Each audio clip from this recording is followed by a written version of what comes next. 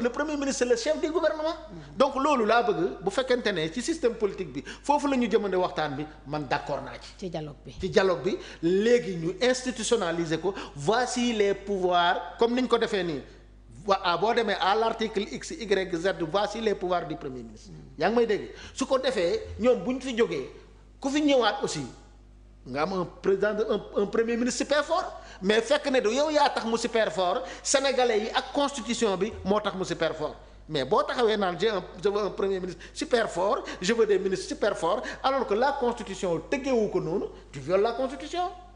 li ngay wax wute na ak constitution bi. parce que yow constitution bi moo la tënk ni ngay séddalee sa pouvoir te constitution bi nu mu la tënkee mënoo ci dooleel benn premier ministre mënoo ci dooleel benn ministre waaw léegi boo nee nag je veux des premier ministre fort super fort jàpp ne président mi ngi violer constitution. sauf bu demee référendum def. voilà ay coppite ci constitution bi renforcer. déjà qu'on parle de réforme institutionnelle. te gis nga bu ñu renforcer sax loolu xam nga lan lay indi équilibre institutionnel boobu noonu day tax. la course à la présidence de la république ñu tempérer ko est-ce que comprendre nga parce que su boobaa xëy na da nga gis nit ko nga xam te ni yor na parti politique am mi ngi xeex waaye nekk président ak nekk premier ministre la yemale. est-ce que comprendre nga parce que bu ci nekk bu ko yoree il est dans une situation de pouvoir accomplir la mission qu'il s'est assigné pour le bien-être du peuple sénégalais. loolu je pense que te li ko indi mooy comme li ma la wax rek. am na ay partis yu existé clandestinement di doxal. léegi pour mu encadrer loolu yëpp mu créé le parti multipartisme limité en 1974 et 76 mais Abdou ba mu ñëwee xam ne fi mu nekk nii il faut mu exploser ce dispositif sinon du am jàmm mu exploser ko ku mu neex nga créer parti ba muy naan ku mu neex jàkk jaa ngi noddal léegi nag aussi loolu yëpp évolution démocratique moo ko indi aspiration démocratique moo ko indi préoccupation démocratique moo ko indi fi mu nekk nii tamit bu ñu yaakaar ne suñu processus de démocratisation c'est parfait c'est loin d'être parfait situation yu mel nii lañ ko mën a soppi gis nga boo jëlee France. De Gaulle France xam nga lan moo fa amoon. régime parlementaire rationalisé 4e 3e république. léegi ñu dem guerre mondiale 1945 avant loolu France dafa nekkoon en crise institutionnelle De Gaulle gagné guerre bi libéré la France ñu def ko premier ministre du gouvernement provisoire. en 1958 ñu tëgg constitution bu bees mais constitution bu bees boobu noonu De Gaulle premier ministre la fa nekkoon ba ñu demee première élection premier ministre la nekkoon yaa ngi may dégg ñu dem mu nekk président de la république mais ba mu nekkee président de la république amuloon les pouvoirs premier ministre moo yoroon pouvoir yi mais pour mu am pouvoir parce que légitimité moo koy jox. parce que moom assemblée ak sénat ñoo ko doon fal. par un collège c'était le président de la république c'est un régime parlementaire le premier ministre issu du suffrage universel direct les députés moom moo yoroon bagage mais De Gaulle dafa dem référendum France ni léegi le président de la république est élu au suffrage universel direct léegi ku président de la république boo ko falee au suffrage universel direct ban dara jagle ko premier ministre ëppale amul mais ba tey ñu ne c'est le premier ministre et son gouvernement qui définissent et qui détermine et qui exécute la politique de la nation. comme li amoon entre Dia et Senghor. non c'est autre chose mais fii par contre dañu xaaj pouvoir bi en deux. ba pare léegi nekkatul régime parlementaire.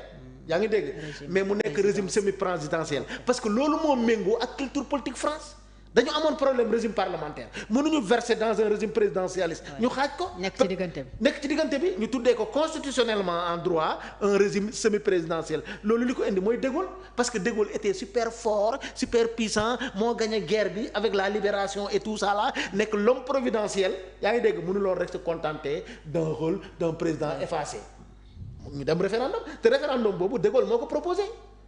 ñu ne léegi le président de la république en France il est élu au suffrage universel direct ba pare soppi constitution bi yokkal ko ay pouvoir c'est lui qui nomme yaa ngi dégg le premier ministre et il peut le révoquer mais c'est le premier ministre qui détermine la politique de la nation du gis nga loolu lu ko indi du évolution du expérience politique De Gaulle moo libéré France contre l'Allemagne durant la seconde guerre mondiale mu nekk nit koo xam te ne libérateur lañ ko jàppee ñu jox ko nguur gi mais duñ ko renforcer léegi fii tam gis nañ quelqu'un boo xam te ne ñoom jàpp nañ ne Ousmane Sonko c'est un révolutionnaire. moo libéré Sénégalais yi ci Macky Sall. waaw c'est lui l'artisan de la révolution mais nekkul président de la République dañ ko cantonné à un poste de premier ministre nommé waaye léegi bu ñu bëggee nag loolu suba bu mu ñu dalaat mais nañu yaatal géew bi président lii mooy sa cër premier ministre bu fa mënta ñëwaat.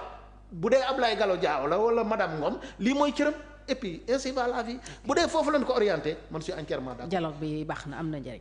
pour man boobu point yi ñu ci suggéré am na yoo xamante ne nag c'est caduc comme li ma la wax. ay démocratie droits humains. waaw yooyu c'est caduc dépassé nañ waaw ay le vote des personnes en détention et tout ça loolu man gëwuma ko mais dans l'ensemble gëm naa ne les termes de référence c'est conforme à l'aspiration profonde du peuple sénégalais c'est conforme à nos préoccupations mais nag man je suis une sentinelle man ànduma ak Pastef yaa ngi dégg man je suis de mon côté je fais l'opposition à ma manière.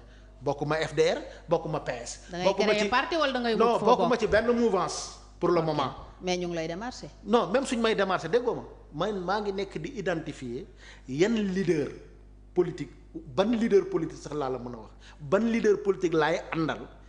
te doo fekki Khalifa Sall rek puisque yéen a ngi doon wax retrouvailles socialiste. waaw bien sûr. mën naa nekk. mais bien sûr je n'excluruma benn leader de l'opposition. mais nag dama am sama portée de robot yaa ngi dégg parce que Khalifa aussi il a léegi mag la Khalifa a roulé sa bosse partout il a fait toutes les guerres politiques yaa ngi dégg am na ñoo xamante ni xëy na boo ma ne woon sax un Barthélémy Dias ma mun a dëkku gars yi mais Khalifa mënul dëkku gars yi ñii ak seen fitna. Khalifa attanu leen. non mais non du ko tal sax quoi fu gëm du ko tal parce que politique aussi d'abord y a la force physique. Oui. et mentale. am na mag fooy toll du la jaral yenn yi quoi. dëgg la pour sa sagesse ak pour sa dignité. parce que ni ñi def Macky Sall. bu dee noonu la leen ki leen war a jëlee defee fii mais du yomb du yomb te loolu gaw ma Khalifa mën ko dëkku mais un Barthélémy Dias mën na ko dëkku ba tegal leen ci bonus un Karim Wade mën na ko dëkku. oui un Karim Wade bu jógee Qatar ñibbi si mën na ko dékku. donc mën nañ la séentu pour terminer entre Barthélémy Dias Khalifa Sall ak yow. mais man mën naa ko dékku.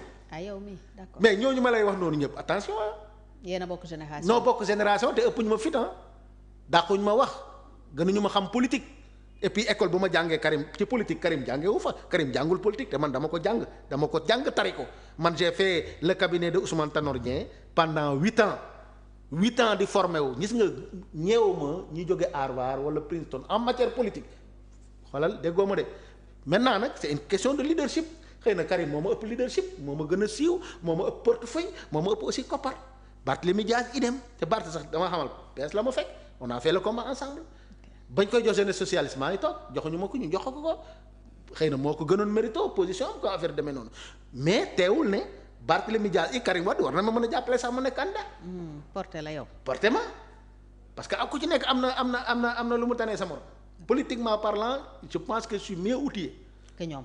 mais leadershipment parlant donc façon yéene topp ci ginnaaw kenn. non leadershipment parlant ñoo ma ëpp leadership. même parcours politique Karim dégg na ministre. yaa ngi may dégg nangam Barth dégg na maire dégg na député et cetera mais man dégg guma ci benn donc dama war a ramper parce que bëgguma nag mel ni Diomaye jëlee ma sama petit bureau yóbbu ma présidence. palais de la république non man bëgguma présidence boobu man dama bëgg a ramper. jaar topp escalier yi ba yegg waaw man bëgguma ñu parachuter ma wax dëgg fa yàlla jëlee ma Ndofane la game rek sama tool yaa ngi dégg ne ma ay ca yóbbu la palais non man boobu bëgguma ko wax dëgg yàlla. jërëjëf Ablaye Gallo Diaw maa ngi lay gërëm. amoon mbégte lool dalal la ci Actu Sénégal.